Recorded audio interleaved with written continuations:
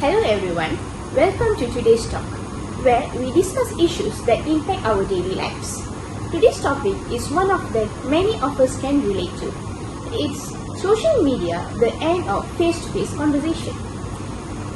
With us today, we have two guests with very different perspectives.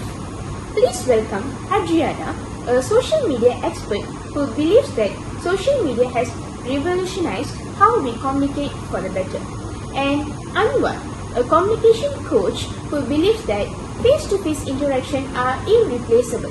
Thank you both for joining us. Thanks for having me, Danny. I'm excited to dive into this conversation. Thank you so much, Naomi. It's been my pleasure to be here, and I really excited to give my opinion. Okay, let's start with you, Adriana. You are a social media expert. Many people say that social media is making us lose the art of face-to-face conversation. Do you think that's true? I don't think that it is entirely true, Danny. Social media has certainly changed how we communicate, but I think it enhances rather than replace face-to-face conversation. Platforms like Instagram, Twitter, and WhatsApp allow us to connect instantly even with people we wouldn't have able to meet otherwise. For example, families living in different countries can stay connected through daily updates. Social media allows for quick communication, while face-to-face conversations still have their place for deeper, more meaningful interaction. And let's not forget how social media play an important role during the pandemic. Families and friends who were separated during the lockdowns use platforms like Zoom, Facebook, and WhatsApp to stay in touch and even host virtual celebrations.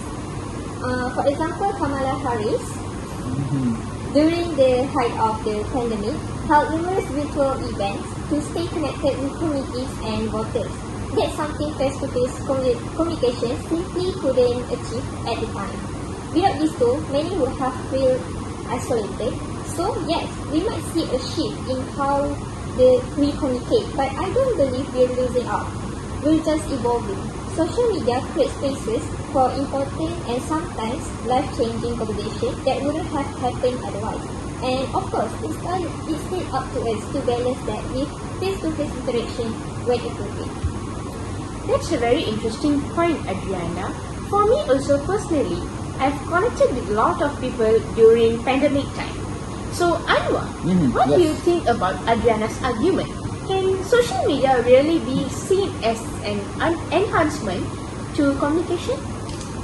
I see where Adriana is coming from.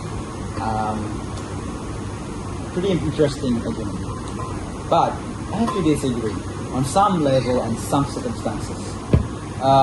Social media may allow for instant messaging, but it can never replicate the depth and emotional connection we get from face-to-face connection, which is what we call a physical expression. No, we don't have it. When we talk in person, we're not just using words. We rely on body language, tone, and facial expression to convey meaning. And social media can lead to misunderstanding because it strips away those crucial elements, especially for the context.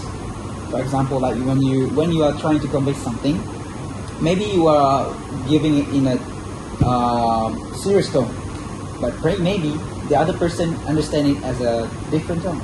Maybe it's like a happy tone, like happy birthday. Maybe someone say it in sad tone, and maybe someone say it in an anger tone. Who knows? And then, plus, it encourages shallow interactions like emojis, short messages, rather than full, meaningful conversation. That's it. So yeah, that's a very fair point, Anwar. Because when I'm chatting with someone through social media, I can't really know what they are expressing and what their facial reaction back there. Because they have been using emojis, they might not have that same expression when we are having the face-to-face conversation. So that's a really fair point. To wrap this up, it seems that social media doesn't necessarily signal the end of face-to-face conversation, but it definitely challenges how we interact with each other. It's clear that clear that balance and responsible are the key to ensuring that social media doesn't take away from our ability to connect in person. Exactly. It's about finding the middle ground. And making sure that in-person conversation remain a priority. And one more thing, the disadvantages of face-to-face communication is about manner. For example, like you said before, you said in the Zoom, I bet that most of the students will close the camera. Actually, they asked us to open the camera. Yeah, they asked. Forced us to Yeah. open the camera, so everyone was opening the camera. And why do I said manner? Because when we talk about manner, for example, like when you close the camera, perhaps you, sorry to say this, perhaps you didn't wear clothes, or maybe you didn't wear the proper attire, and when you close the camera, you close the mic, you can say anything behind it. You can curse the speakers, and that's why I tell you about manners. Which is when you close the speaker, you close the videos, and you can curse everything, you can say everything from your deep bottom heart. So that's what manners. And go back to it. Yeah. Okay. So thank you both for this insightful conversation. I think we have all learned something about how we can approach social media in our lives while still valuing face-to-face interaction. Thanks to everyone for tuning in. Until next time, stay connected in all the right ways. Thank you. Bye bye. Ciao ragazzi.